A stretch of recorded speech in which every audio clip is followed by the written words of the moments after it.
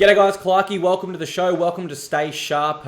You guys know me as Clarkey, better than Dane Clark, presented by Dane Clark, and today I am joined by Jacob from Tripod Punting. You guys are obviously familiar with me, so I'm just going to hand it straight over to Jacob to tell you guys a little bit more about himself.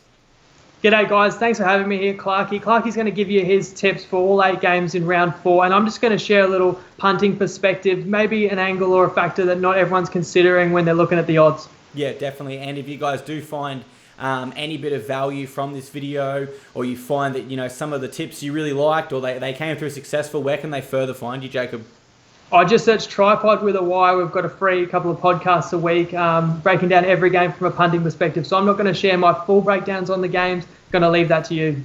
Terrific. Well, let's jump into the first game. Before we start, guys, actually, I will say next week, Jacob and I will have a few more overlays and the graphics a bit more fine-tuned. We sort of discussed this at the last minute, and that's why you're seeing a bit of a raw product, guys. So there's definitely room for improvement, and we'll be working on that throughout the week. First game of the round, Jacob, we've got the Broncos taking on the Sydney Roosters at Suncorp.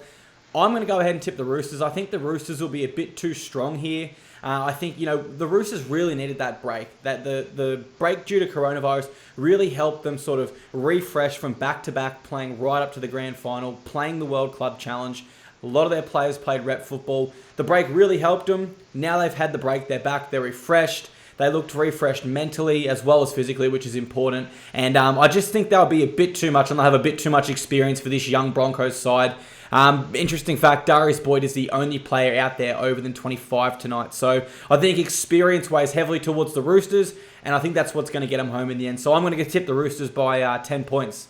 What are you looking for? You hit the nail on the head there, mate. People are going to look at Broncos head-to-head over $4 odds, getting double digits with the line, and they're going to think it's value, but they're wrong. These are not the same sides that opened rounds 1 and 2. The Broncos were very impressive. We all know they've got a bright future, but you got No Fafita, Pangai, Staggs, Glenn, Turpin, heap of fresh faces, as you said. The Roosters reinvigorated after the break. Even though Teddy's not playing tonight, you got the captain Cordner back. We saw what they did last week. On the Tripod, our best bet was Roosters team total over 22.5 points. Yep, perfect. And as you say, obviously, Staggs out, Fafita out. There's 2 huge attacking weapons. And then you factor in Turpin's defense will be missing in the middle. And you'll have Corey Pakes out there on debut expected with a huge task. We move on to Friday night. We've got the Penrith Panthers taking on the New Zealand Warriors at Campbelltown Stadium. I'm going this is a bit of a tough one to tip, but I am going to take the Warriors. They are the underdog, but I think they've shown me a little bit more than they had in rounds. Well, they definitely showed me a lot more last round they had in rounds 1 and 2. I thought they were fantastic. They looked really galvanized, and they played with a lot of passion that reminded me how the Bulldogs currently play. They defended strong, plenty of passion, whereas I thought the Panthers were a little bit underwhelming. I think they probably should have gotten over that night side, having them missing Pearce and Watson to injury, and a bunch of others missing as well. And I thought they lost their way at times without Nathan Cleary there. Well, I disagree with this one. I think once again the value is on the favourite. A lot of people will be expecting a repeat Warriors performance tomorrow night, but you can't repeat completing the first 44 sets of the match. And for me, I think the Panthers, you're right, they were terrible second half last week, but they kind of switched off mentally. They kind of thought they had the game won. They do miss Cleary, I know, but they get Lee and Martin back. And ultimately, I think that they do have a big edge in the forward pack, and that should see them win this game. Absolutely. I mean, that is a fair assessment, especially when you consider that the Warriors' effort was literally a record-breaking performance. Very hard to back up. The next game that night, the Melbourne Storm take on the South Sydney Rabbitohs at Amy Park. I'm tipping the Storm here. They're 7-8 against the Rabbitohs in recent occurrences, and I don't believe the Bunnies have actually ever beaten the Storm at Amy Park in the entire history of these two clubs facing off. I rarely see the Storm lose 2 weeks in a row. You have to imagine when Sofa Solomon is putting in grubbers on the third tackle, the video session is going to be very, very rough from Craig Bellamy. And you have to imagine that the Storm, we've seen them adapt over the years. They learnt a lot of valuable from a lot of mistakes, and they'll take a lot of value out of that loss to the Raiders. I think they'll be too strong, and I think they're going to beat the Rabbitohs pretty convincingly. I'll take the Storm by 12 points. And I'll give you a shout out, mate, this year for charity, a grand going to whichever one of us wins. And right now, you are well and truly in the driving seat. You're 3 from 3. And this is your tip of the round, isn't it? You're taking the Storm for your head-to-head tip, $1.40. And I'm in complete agreement with you. People might look at the Bunnies. Cam Murray moved to lock. plus 7.5 and think it's a decent amount of points. It's not going to feel like enough points as soon as the Storm gets a try ahead and the Bunnies are trying to chase points without Cody Walker, without James Roberts. Yes, the Storm were very sloppy last week, but I think they tidy that up and come in with a point to prove.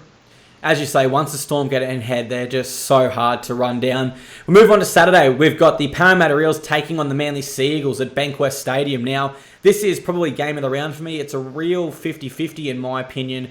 I'm going to go ahead and tip the Sea Eagles. I do think they faced some stiffer competition this year in the Melbourne Storm, who were undefeated in round one under Bellamy. So no shame for them losing that game. And then they went ahead and beat the Roosters, who, as we know, are a very, very strong football side.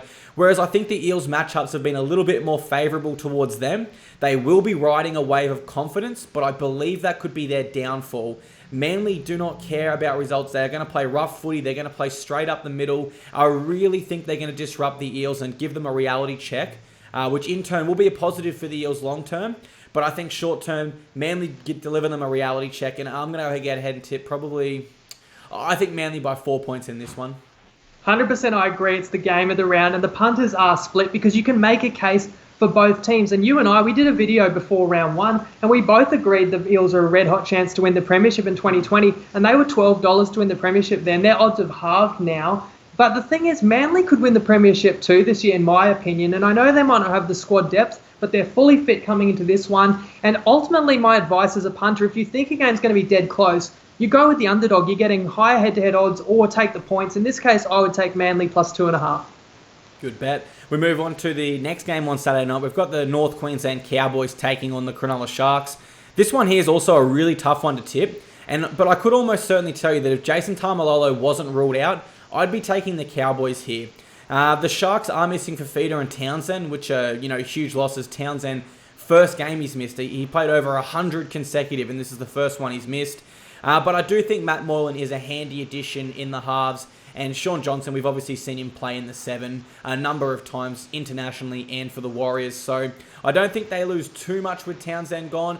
I just think Sean Johnson's role adjusts slightly. Like I said, if Taumalolo was there, I'd go Cowboys. But you cannot replicate or replace the workload that he puts out. It's immense, it's freakish. And therefore, I think the Sharks middle win. From there, Sharks take over, and I'll go the Sharks by 10 points. I agree with you. This is our strongest game of the round, actually, on the pod. We've got 3 best bets on the game, but also with our head-to-head, I am taking the Cronulla Sharks at $2.25. They are the underdog in this one, and it's not as simple as Taumalolo out. This is what we call a kitchen sink game, because the Sharks are 0-3. You can't go 0-4 in a 20-week season. I think that they're going to galvanise their squad, jump on that plane, and they will throw the kitchen sink at the Cows. And you're right, do I trust Johnson and Moylan to stay fit and healthy for 17 more weeks? Maybe not. But in one do-or-die game, I trust them to get the result here. Yeah, absolutely fair. And, you factor in the Sharks haven't actually missed the finals in about half a decade now. So, they definitely know how to perform, and they definitely know how to come back from tough situations. Move over to Sunday, Arvo, now. We've got the Canberra Raiders, the red-hot Raiders, taking on the Newcastle Knights now. I thought the Knights were extremely brave last round. I thought they played with a ton of heart. There was a real passion and effort there. But unfortunately, all of those qualities and attributes are not going to be enough to get over this Canberra Raiders side in 2020 with or without John Bateman. They look fantastic. I think you'd have to be a madman to tip against them, given what we just saw them do to the Storm. I think they're riding a wave of confidence. I just think this matchup spells bad news for the Knights fans. And I'm going to go ahead and tip the Raiders by 12 points. And after that impressive performance down in Melbourne, they're pretty much the premiership favourites. But the problem is everyone knows the Raiders are so good. They were value last year. You lose the value when everyone knows how good a side is. And the Storm were full of a lot of errors. I'll give credit where it's due because the Raiders forced errors. But now I think the Knights are going to fight fire with fire. You talk about the perseverance and the grit that this team showed last week. O'Brien has changed the culture there. And now you're adding back in Kalen Ponga. Tex Hoy and McCulloch can make up for what they lose in Watson. As long as Pearce is good to go, I think that this game can be close. So I actually would only take the Knights with the points. Yeah, really good point you brought up there, Kalen Ponga back. You can't understate his importance to that team, as you can't with Mitchell Pearce if he's back. If he was there last week, I almost certainly think they get over that Panthers side, so it'll certainly be a good bet there. Last game on the Sunday, we've got the Gold Coast Titans taking on the West Tigers. I'm a Titans fan, but I've got to be honest, this one's an easy one to tip. You've got to go the way of the Tigers. Their 17 is completely unchanged. They looked fantastic against the Sharks, whereas the Titans, they're chopping and changing their squad. They're just desperate for something, and I don't think it's going to come. It's not going to come this week. It's going to take time, and the Tigers are in a position here to really take over this game. I think it's going to be a bloodbath. I'm going to go Tigers to win by at least 16 points. Yeah, and you'd know better than anyone that there's a big issue with the Titans, and it's that they're not really trying to win games in the immediate future. Really, all Holbrook wants to do is figure out what he's got on his hands and which players are worth developing. And once again, we've got mass changes. That's not going to be working their favour, this week. And yeah, they'll have good effort and attitude. I don't think it's enough. I'm kind of with you. This West side is really quality. Benji rolling back the clock. Luke Brooks keeps ascending in your pyramid, I reckon.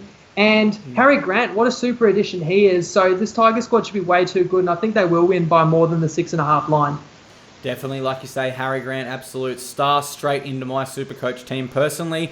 We've got some Monday Arvo football, something I really miss. I used to love the Monday night games. So we've got the Dragons taking on the Bulldogs here. Now, because I'm a Titans fan, I don't want to go ahead and be too cynical to other teams. I think that would be a little bit unfair. But I will say, this game is 50-50 after 1 month of rugby league.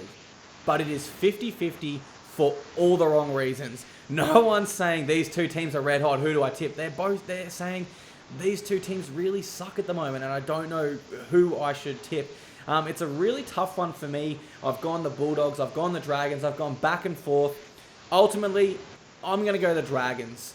I think they have a little bit of a better squad than the Bulldogs, and I think that's what will get them home. But please do not hold me to that tip. This is the toughest one to pick, but I got the Dragons by 1 point.